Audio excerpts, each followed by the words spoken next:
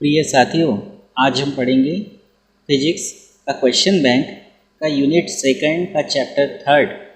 इसके अंतर्गत चौथा पार्ट आज हमारा स्टार्ट होगा और इस चौथे पार्ट में आज हम स्टार्ट करेंगे लघुत्तरीय प्रश्न और जो कि 3-3 अंकों के हैं। इसमें हम लोगों को आज का जो क्वेश्चन पढ़ना है 3 अंक का क्वेश्चन बैंक का जो पहला क्वेश्चन है वो क्वेश्चन है प्रतिरोध R1, R2 तथा R3। 3 प्रतिरोध हैं। अगर यहाँ पे small r1, small r2, small r3 आता है तो उसके हिसाब से क्वेश्चन को हल करना है। यहाँ मैंने लिया है कैपिटल R1, R2 और R3। क्वेश्चन बैंक में स्मॉल दिए थे, मैंने कैपिटल लिए। अगर पेपर में भी स्मॉल R1, R3 आते हैं तो उसके हिसाब से आप पेपर में स्मॉल बांध के चलें। तो हम हाल फिलहाल प्रतिरोधों को R1, R2, R3 कैपिटल लेके चल रहे कि 3 प्रतिरोध R1, R2, R3 के 3 चालकों को श्रेणी क्रम में जोड़ा गया है। श्रेणी क्रम में कैसे जोड़ते हैं, इसके पहले संधारित्र वाला टॉपिक आप लोगों ने पढ़ा था, उसमें आपको मालूम है कि एक के साथ दूसरा, दूसरे के साथ तीसरा, इस तरह से जोड़ते हैं। ये कहलाता है श्रेणी क्रम। तो प्रतिरोधों को हमने श्रेणी क्रम में जोड़ना है और प्रतिरोधों को श्रेणी क्रम में जोड़ने के बाद उसका नामांकित चित्र बना के दिखाना है और तुल्य प्रतिरोध मतलब कैपिटल R, इसके लिए हमको व्यंजक ज्ञात करना है। तो इस तरह से आप समझ गए होंगे कि हमारे पास 3 प्रतिरोध है R1, R2, R3, तीनों को श्रेणी क्रम में जोड़ना है, उसका चित्र बना के दिखाना है और तुल्य प्रतिरोध कैपिटल R का व्यंजक हमको यहाँ ज्ञात करना है। तो हम देखेंगे प्रतिरोधों का श्रेणी क्रम संयोजन या प्रतिरोधों का श्रेणी क्रम समूहन। देखिए प्रतिरोधों को हमने जोड़ा है, 3 प्रतिरोध है हमारे पास। ये प्रतिरोध है R1, प्रतिरोध R2 और प्रतिरोध R3। तीनों प्रतिरोध हैं। अब ये जो प्रतिरोध R1 है, देखिए एक बात मैं आपको बताऊँ, यहाँ 2 प्रतिरोध भी आप जोड़ के प्रश्न को कर सकते हैं। 4, 5, 6 N प्रतिरोधों को आप जोड़ सकते हो। किताब के हिसाब से 3 प्रतिरोधों के लिए बात की है किताब में, इसलिए मैं 3 प्रतिरोधों को लेकर चल रहा हूँ और क्वेश्चन में भी 3 प्रतिरोधों के लिए बोला गया है। तो आप ये समझिए कि 3 प्रतिरोधों के बारे में यहाँ बात हो रही है। 3 प्रतिरोध है हमारे R1, R2 और R3। अब देखिए 3 प्रतिरोधों को हमने श्रेणी क्रम में जोड़ दिया। ये पहला प्रतिरोध है, ये पहले प्रतिरोध का ये पहला सिरा, ये दूसरा सिरा। ये दूसरा प्रतिरोध है, दूसरे प्रतिरोध का पहला सिरा, दूसरा सिरा। ये तीसरा प्रतिरोध है, तीसरे प्रतिरोध का पहला सिरा, दूसरा सिरा। तो हम क्या कह सकते हैं, प्रतिरोधों को हमने कैसे जोड़ा है? तो हम कहेंगे कि इसमें प्रतिरोधों को इस तरह से जोड़ा है कि पहले प्रतिरोध के दूसरे सिरे को दूसरे प्रतिरोध के पहले सिरे से, इसी प्रकार तीसरे प्रतिरोध के पहले सिरे को दूसरे प्रतिरोध के दूसरे सिरे से जोड़ा है। और अगर आगे प्रतिरोध जुड़े होते तो और आगे उनको हम जोड़ते जाते हैं। तो इस तरह से आपको ध्यान रखना है कि प्रतिरोध जो है उनको कैसे जोड़ना है। पहले प्रतिरोध के दूसरे सिरे को दूसरे प्रतिरोध के पहले सिरे से, दूसरे प्रतिरोध के दूसरे सिरे को तीसरे प्रतिरोध के पहले सिरे से, जिस तरीके से भी आपको कहना है। इसका दूसरा, इसका पहला सिरा, इसका दूसरा सिरा, इसका पहला सिरा, इस तरह से आपको इसमें जोड़ना है। जोड़ने के बाद अब क्या करना है, अब आपको पहले प्रतिरोध का जो पहला सिरा है और तीसरा या अंतिम, तीसरा यानी अंतिम, पहले प्रतिरोध का पहला सिरा और तीसरे प्रतिरोध का या अंतिम प्रतिरोध का दूसरा सिरा, दोनों के बीच में एक हमने लगा दिया सेल।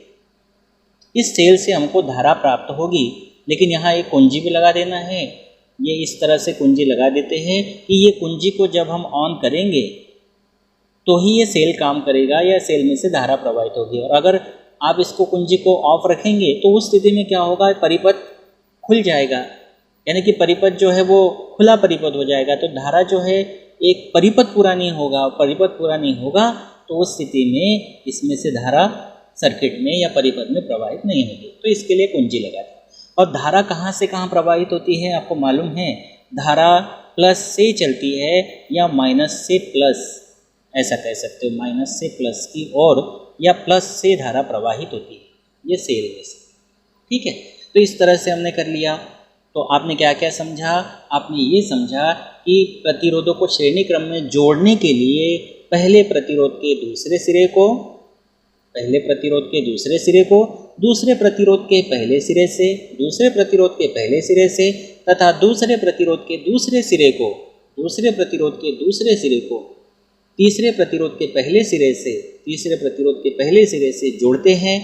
पहले प्रतिरोध के पहले सिरे मतलब पहले प्रतिरोध का पहला सिरा और तीसरे प्रतिरोध के दूसरे सिरे या तीसरे प्रतिरोध का दूसरा सिरा के मध्य एक सेल जोड़ देते हैं, जिससे सभी प्रतिरोधों में, चाहे प्रतिरोध R1 हो, प्रतिरोध R2 हो, प्रतिरोध R3 हो, सभी प्रतिरोधों में एक ही धारा या समान धारा I प्रवाहित होती है, क्योंकि धारा का एक ही मार्ग है। धारा यहाँ से जाएगी तो यहाँ पे भी धारा I, तो धारा यहाँ पे समान धारा मिलेगी और यहाँ से इस तरह से वापस आएगी। तो एक चीज़ आपने यहाँ पे ध्यान रखना है कि जब हम प्रतिरोधों को श्रेणी क्रम में जोड़ते हैं तो धारा का मान समान रहता है, लेकिन जो विभवांतर होता है वो प्रतिरोधों के हिसाब से बढ़ जाता है या प्रतिरोधों के अनुपात में बढ़ जाता है। तो इस तरह से आपने समझा कि प्रतिरोधों को श्रेणी क्रम में जोड़ने के लिए पहले प्रतिरोध के दूसरे सिरे को दूसरे प्रतिरोध के पहले सिरे से तथा दूसरे प्रतिरोध के दूसरे सिरे को तीसरे प्रतिरोध के पहले सिरे से जोड़ते हैं। पहले प्रतिरोध के पहले सिरे और तीसरे प्रतिरोध के दूसरे सिरे के मध्य एक सेल जोड़ देते हैं, जिससे सभी प्रतिरोधों में एक ही धारा, बहुत अच्छे से ध्यान रखना कि प्रतिरोधों को श्रेणी क्रम में जोड़ने पर धारा का मान, विद्युत धारा का मान समान होता है, किंतु उसके सिरों के मध्य विभवांतर मतलब प्रतिरोधों के सिरों के मध्य विभवांतर उनके प्रतिरोधों के अनुपात में अलग अलग होते हैं। तो हम ये वर्णन आपने समझ लिया, आप वर्णन को कम ज़्यादा कर सकते हो। अब आपको पता चल गया है कि 3 प्रतिरोध है, R1, R2, R3। प्रतिरोध R1 के सिरों के मध्य विभवांतर V1, प्रतिरोध R2 के सिरों के मध्य विभवांतर V2 और प्रतिरोध R3 के सिरों के मध्य विभवांतर कितना है? V3 है। अब ये तीनों प्रतिरोधों को जोड़ने के बाद ये सिरा A है और ये सिरा B है, दोनों सिरों के मध्य कुल विभवांतर V हो जाएगा। तो आप यहाँ से क्या निष्कर्ष निकाल सकते हैं? ये निष्कर्ष निकाल सकते हैं कि जो V का मान होगा वो तीनों के योग के बराबर होगा, क्योंकि A और B के सिरों के मध्य विभवांतर ये 3 टुकड़े हैं और तीनों टुकड़ों को जोड़ेंगे तो ये बड़ा टुकड़ा V हो जाएगा। तो V बराबर V1 + V2 + V3। फिर मैं एक बार अपनी बात को रिपीट कर दूँ। प्रतिरोधों को श्रेणी क्रम में जोड़ने पर धारा का मान समान रहता है और जो विभवांतर है वो प्रतिरोधों के अनुपात में बट जाता है, अलग अलग हो जाता है। तो हमारे पास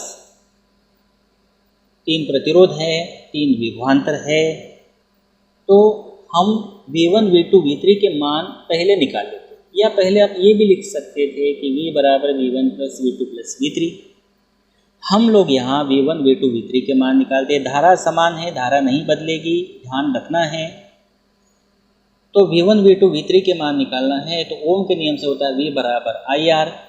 तो पहले प्रतिरोध के सिरों के मध्य विभवांतर V1 बराबर IR1, दूसरे के लिए V2 बराबर IR2, तीसरे के लिए V3 IR3। और आपको मैंने चित्र में बताया है, एक बार और देख लीजिए कि A और B के मध्य कुल विभवांतर V है, तो V बराबर होगा V1 + V2 + V3। तो हम लिखेंगे कि यदि A और B के बीच विभवांतर V हो तो V बराबर V1 + V2 + V3। अब हम V1, V2 और V3 के जो मान हमने यहाँ पे निकाले हैं वो यहाँ पे हम इस समीकरण में रख देंगे। तो क्या मिलेगा? V बराबर IR1 + IR2 + IR3। मान रखने के बाद हम यहाँ से I को कॉमन निकाल लेंगे और I को कॉमन निकालने के बाद बचेगा R1 + R2 + R3 कोष्टक में, और I तीनों में एक जैसा है, कॉमन निकाल लिया, उभयनिष्ठ निकाल लिया, समीकरण नंबर इसको 1 नाम दे दिया। अब हमारे अलग अलग प्रतिरोध R1, R2, R3 हैं। तुल्य विभवांतर तो हमने V मान लिया था, धारा I है, और अगर हम तुल्य प्रतिरोध मतलब तीनों का जो परिणामी, जिसको कहेंगे रिजल्टेंट प्रतिरोध अगर R है तो ओम के नियम से V बराबर IR होगा, क्योंकि कुल विभवांतर V तीनों का,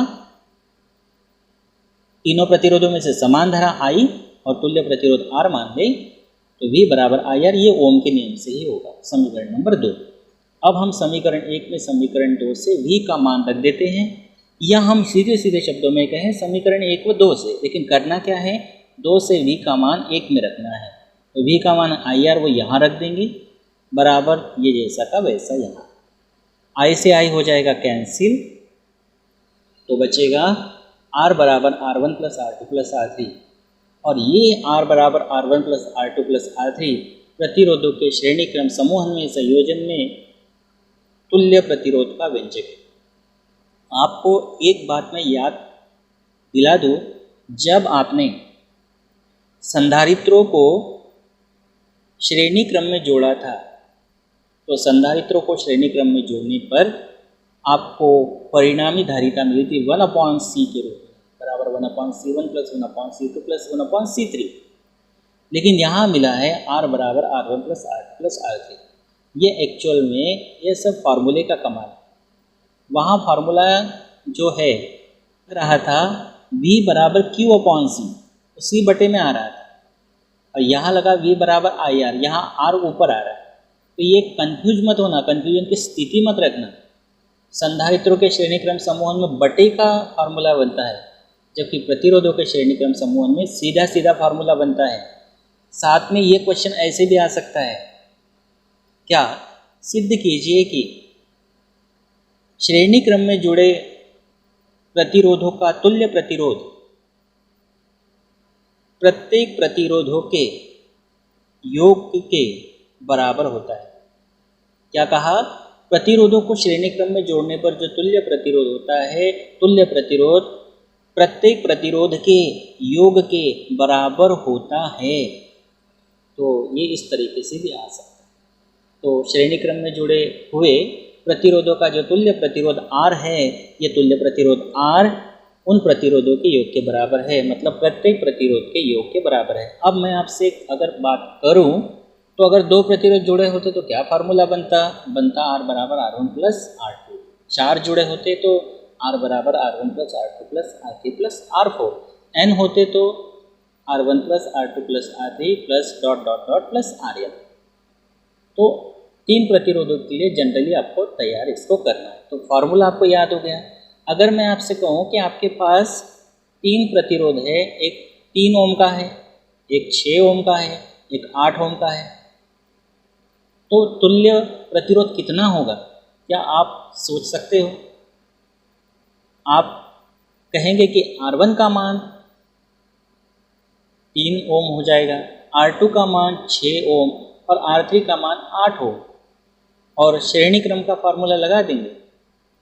तो मान आप रखेंगे R1 का 3, R2 का 6 और R3 का 8, तो आपका आंसर मिल जाएगा। तीनों को जोड़ना पड़ेगा, तो 3 और 6 9 और 8 17। इस तरह से चाहे 2 प्रतिरोध का दे तो 2 प्रतिरोध के लिए श्रेणी क्रम का फार्मूला दिमाग में रखना है, 4 के लिए दे तो 4 के लिए याद रखना है। तो क्वेश्चन आप ये बहुत अच्छे से तैयार कर चुके हैं। सबसे पहले आपको क्या करना है, पहले आपको V1 V2 V3 के मान निकाल लेना है। मान निकालने के बाद परिणामी विभवांतर V बराबर V1 plus V2 plus V3 लेके V1 V2 V3 के मान उसमें रख देना है, और मान रखने के बाद I कॉमन निकाल के उनके नियम से V बराबर IR दोनों को बराबर रख देना है, या यहाँ से ये मान V का उसमें रख देना है। तो बस I से I कैंसिल होगा और R बराबर आपको मिलेगा R1 plus R2 plus R3। साथ ही जोड़ना कैसे है, तो आपको जोड़ना ऐसे है कि पहले प्रतिरोध का दूसरा सिरा दूसरे प्रतिरोध का पहले सिरे से, दूसरे प्रतिरोध का दूसरा सिरा तीसरे प्रतिरोध के पहले सिरे से, और पहले प्रतिरोध का पहला सिरा और तीसरे प्रतिरोध का दूसरा सिरा दोनों के बीच में एक सेल जोड़ते। जोड़ने का तरीका प्लस लेफ्ट साइड में माइनस राइट साइड में। अगर आपने चेंज कर दिया तो धारा जो है वो भी फिर उल्टी बदलेगी, इसीलिए मैं बता रहा हूँ कि आपको माइनस राइट साइड में और प्लस लेफ्ट साइड में रखना है। तो ये आंकी क्वेश्चन आप देखते बराबर इसको कर सकेंगे। 3 6 8 ओम के प्रतिरोध श्रेणी क्रम में तुल्य प्रतिरोध निकालना है, तो R1 R2 R3 को लेकर फार्मूला लगा लेना और इसको 17 ओम आपका आंसर मिल जाएगा। बहुत ही सरल क्वेश्चन है, और कमेंट बॉक्स में आप इस क्वेश्चन को हल करना। 3 प्रतिरोधों को श्रेणी क्रम में जोड़ा है, 1 ओम, 2 ओम, 3 ओम, ये ओम का चिन्ह है, तो तुल्य प्रतिरोध की गणना इसमें करना है। तो ये क्वेश्चन आप बहुत अच्छे से तैयार कर लीजिए, बहुत इम्पॉर्टेंट है। और चैनल को सब्सक्राइब नहीं किया होगा तो सब्सक्राइब कर लीजिए, बेल आइकॉन को प्रेस कर लीजिए। फिर मिलते हैं अगले इम्पॉर्टेंट टॉपिक के साथ अगले वीडियो में। Thank you.